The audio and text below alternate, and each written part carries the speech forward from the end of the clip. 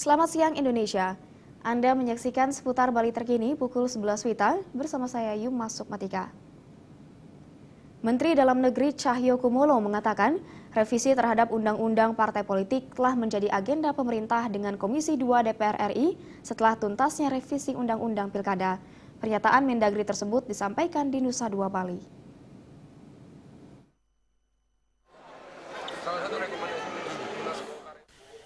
Cahyokumolo menerangkan rencana revisi Undang-Undang Partai Politik dan Undang-Undang Pilkada dilakukan untuk menyukseskan pesta demokrasi pemilihan legislatif dan pemilihan presiden secara serentak.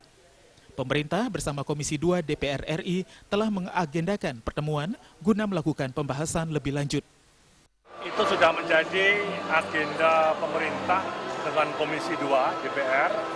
Nanti setelah selesainya revisi Undang-Undang Pilkada, baru akan memasuki tahap untuk merevisi Undang-Undang Partai Politik dalam upaya untuk persiapan pemilu legislatif dan pilpres serentak.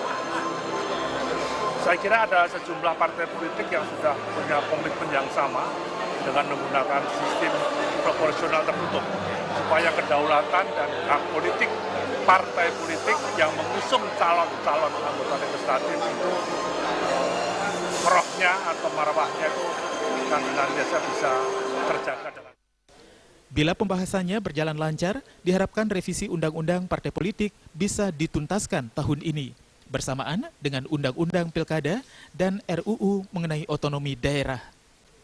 Alit Siri dan Adi Setiawan, Bali TV. Pemirsa, demikian seputar Bali terkini kali ini. Terima kasih atas perhatian Anda. Selamat siang. Salam Indonesia.